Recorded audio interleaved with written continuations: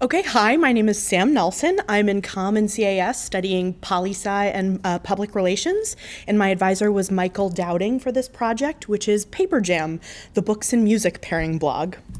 So before I dive into the meat of what the project was, I want to tell you a little bit of my inspiration and context behind this project. So it all began several years ago when I started working at a little independent bookstore in Maryland called The Curious Iguana. I got the job because I've always loved reading and recommending books to my friends, but I didn't really understand the nuanced differences between indie bookstores and, chain bookstores or even online booksellers. But after working there for several years seasonally, I've come to understand that indie bookstores offer so much more to the local community than their online counterparts or their chain store counterparts do. So this is just kind of a very abridged list of some of the benefits that they offer. So I think most obviously, they offer really personalized recommendations from people who really care about getting the perfect book into your hands, rather than a faceless algorithm. Also, they donate to local charities, they host intimate author events, they actually boost the local economy. They stock unique titles that you might not be able to find elsewhere easily.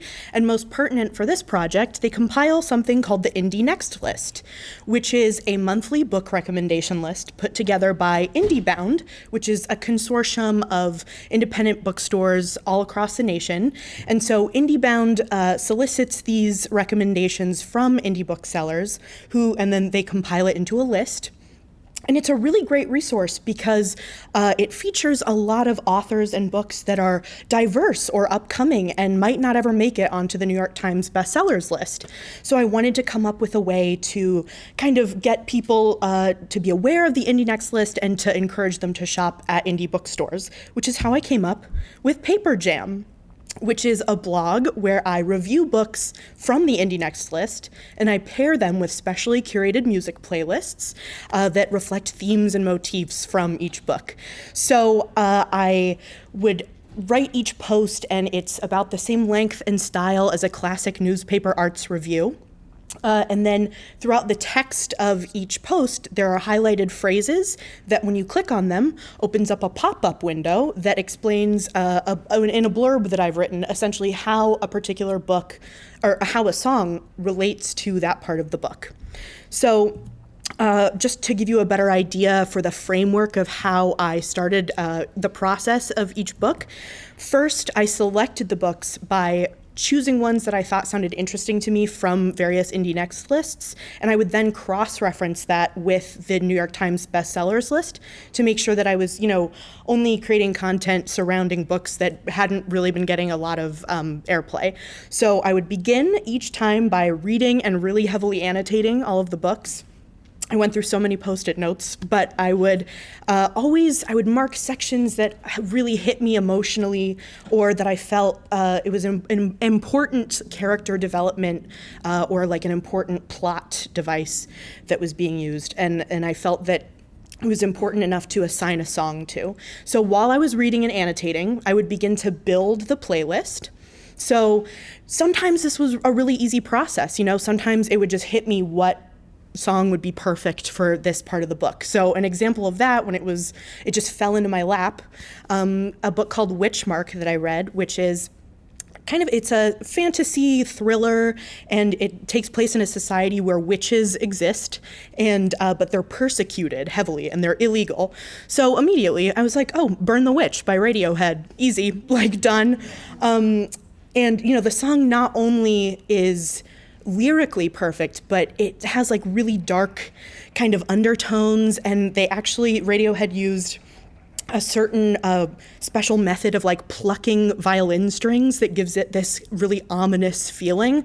So really the whole song is perfect because it totally was in line with the book. But sometimes, so I would have to fill in gaps after I was done reading the book and I was done building the initial playlist. There would always be kind of a disconnect where maybe there was a song that I'd picked, but I didn't actually think it was totally right, or there would be a special event in the book that I wanted to have a song for, but I just didn't have a song picked for it yet. So that's when I'd have to go back and start doing some research and to fill in those gaps. So an instance where I did this was with the book Who is Vera Kelly? And it takes place in 1960s Argentina.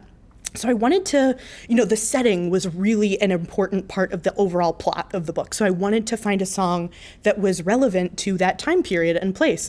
So I did some research, and I actually found that there was a whole movement of rock music born in Argentina at that time. And so I chose a song that was kind of, monolithic in that genre. It is called La Balsa by Los Gatos, and it's definitely a song that Vera might have heard in one of the clubs that she was in that she would go dancing at. So that's kind of an idea of, going back and how research fit into the playlist building. So now I just want to break down that kind of structure with you through the lens of one case study of one book that I did, which is Convenience Store Woman. So it's a very short book, but it really packs a philosophical punch. It's about a woman named Kiko who lives in Japan, and she has never really fit in. She is kind of borderline sociopathic, and she just doesn't fit in, so she decides to find work at a convenience store where she decides to mimic what other people do in order to appear normal. So this is kind of just a mock-up of what the website looks like. This is the home page, and if you go to the paper down at the bottom, it redirects you to the book reviews. And all the book reviews are housed here, but if you scroll down and then click Read the Review for Convenience Store Woman, it'll redirect you to the actual article for this book in particular. So at the top of every post, I have linked the Spotify playlist, so you can see all the songs at the top. And then now you can see the highlighted phrases that I was talking about in the text. So if you click on Japanese, it'll open up a pop-up that explains how a particular song from the playlist is incorporated into the book. So I'm just going to read a little portion of it to you now from that book review, and keep in mind those highlighted phrases. So, to be sure, Kiko is strange. She doesn't understand the complexity of emotions that other people experience, and she reacts to situations in ways that others find inappropriate and unsettling. She has always been this way, and although she concluded a long time ago that she always will be, her family still holds out hope that someday she will be cured. Kiko believes the only way she can function in society is to adopt what others consider to be normal characteristics, and her salvation presents itself at age 18 in the form of employment at a convenience store. Hiromachi Smile Mart provides the context in which Kiko can appear normal. Now 36 years old, she's become a full-fledged social chameleon. She absorbs and adopts similar mannerisms and habits of her coworker contemporaries. The Smile Mart gives her a set of clear rules to follow that guide her social interactions. She sees herself as a store worker first and human second. She is proud to see herself as a small cog in a well-oiled machine. The store gives Kiko a newfound purpose and provides a role to play in society. The store is her religion, and the employee manual her Bible. So if we keep in mind that highlighted phrase, Kiko is strange, I selected the song Charcoal Baby by Blood Orange to fit kind of that part of the book. So I'm going to play a snippet of it for you now.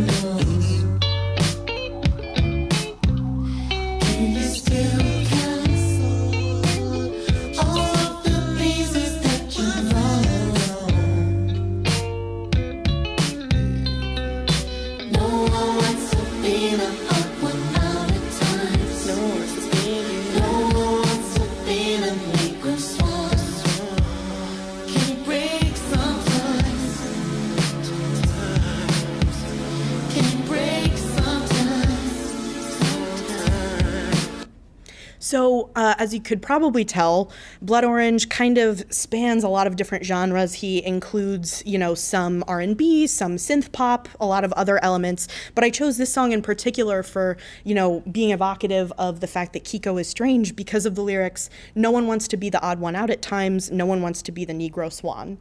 So that really, I felt like, illustrated the way she's othered by her peers and how she's literally the odd one out. So I hope that Paper Jam can be a fun way for people to learn about new books and music. And coincidentally, today is actually National Indie Bookseller Day. So I promise I didn't plan that. So do with that what you will. But if you're interested, you can visit paperjamblog.com, or you can actually whip out your camera and on your iPhone, and it should automatically scan this QR code if technology is working. So thank you.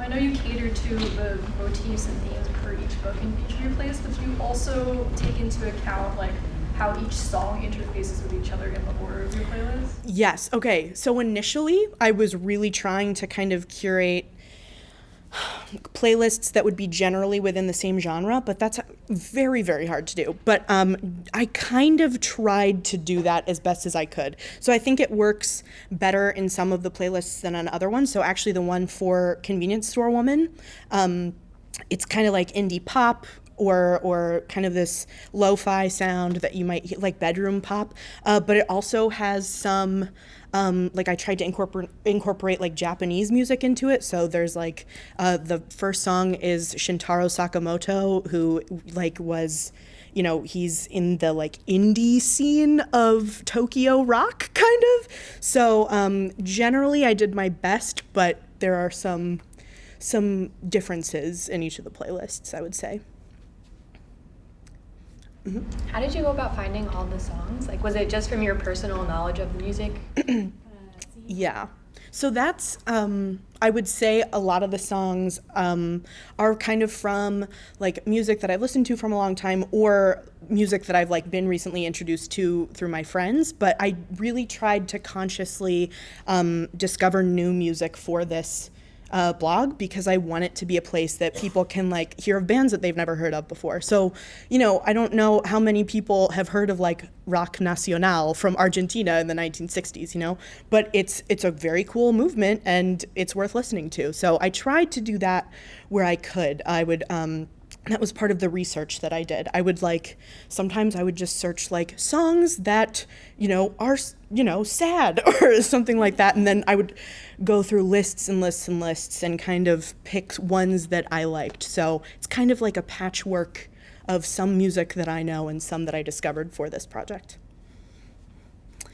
Valeria? Of the books that you reviewed, which one was the hardest to make a playlist for? Okay. That's actually easy.